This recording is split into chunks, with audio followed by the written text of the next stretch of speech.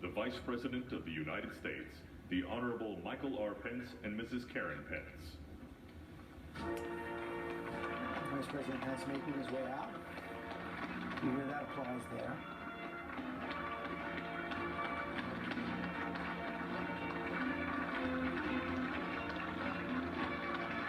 Capitol steps. Byron, you said this means an awful lot to people like your daughters who look like her. George, that's absolutely right. I mean, there is the power of possibility when you see someone who looks like you. Black or white, we as a nation celebrate first. We see it as progress, not a problem.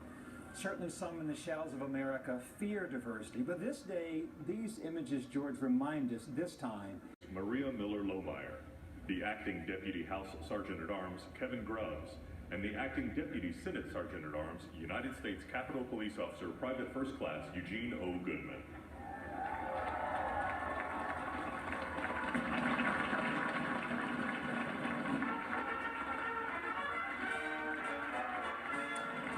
Eugene Goodman, Capitol Police Officer, under assault 2 weeks ago, now escorting the Vice President-elect.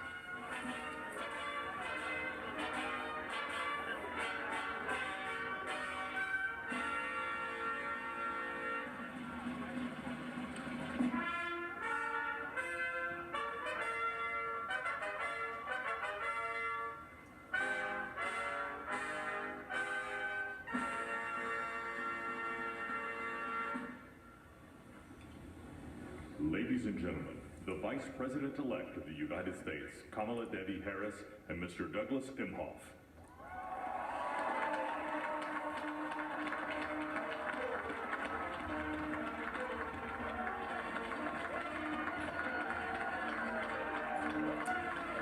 You can see it in her eyes. She's smiling behind that. You can see her eyes are smiling. She got her pearls on as well. You know, her Secret Service code name is Pioneer. And that is just how so many see her. Of course, first woman district attorney in San Francisco, first woman attorney general in California, only the second black woman to become a U.S. senator. And all this, just as a reminder, from a woman who was born at a time when all black women in this country still could not vote. And so certainly this is a real moment. Of course, she just gave a fist bump to former President Barack Obama. And I would imagine we're talking about the young girls, and I'd like to use Kamala's own words. So she said in the past that they see themselves in a way that others may not, simply because they've never seen it before. And as I imagine as a result of this moment that the young women and girls everywhere are going to dream a bit bigger and perhaps expect just a little more. Hugs there for her stepchildren. Elected the youngest senator back in 1972. He will take the oath as the oldest president in 2021.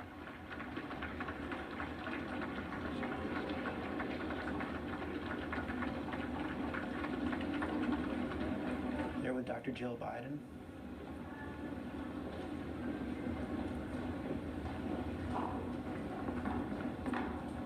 He'll be looking out over a mall that is so different from most inaugurals.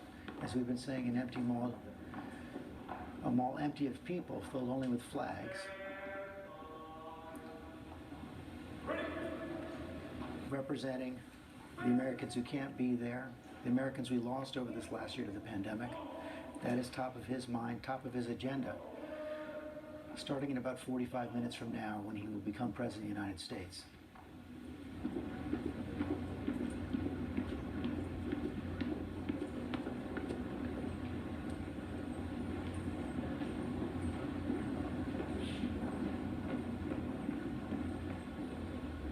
If you saw the smile behind Kamala Harris's eyes, you see the sense of responsibility, I think, behind Joe Biden's eyes right now. He knows the challenges he's facing. Staff Director of the Joint Congressional Committee and Inaugural Ceremony, And that was Hunter Biden IV, and his baby, the acting named after House Senate Sergeant-at-Arms, his late brother, Tim Bill. Blodgett, and the acting Senate Sergeant-at-Arms, Jennifer Hemingway.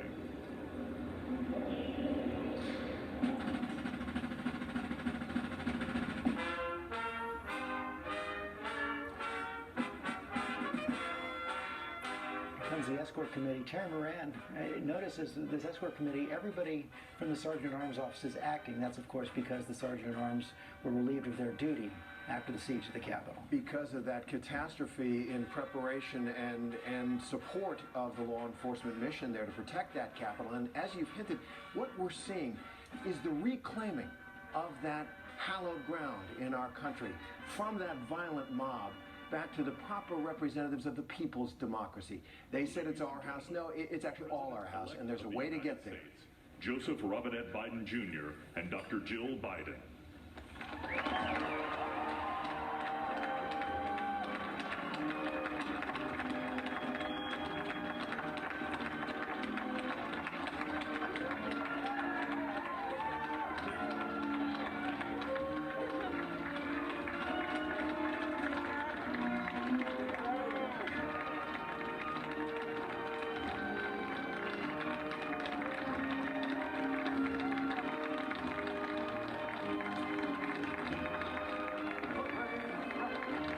The step's not as full as normal, but the feeling is there. You saw that fist bump between President Obama, his Vice President Joe Biden, now President-elect, soon to be President.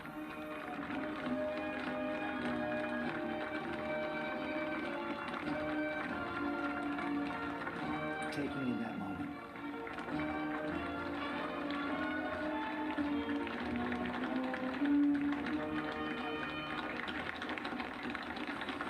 Ladies and gentlemen, please be seated.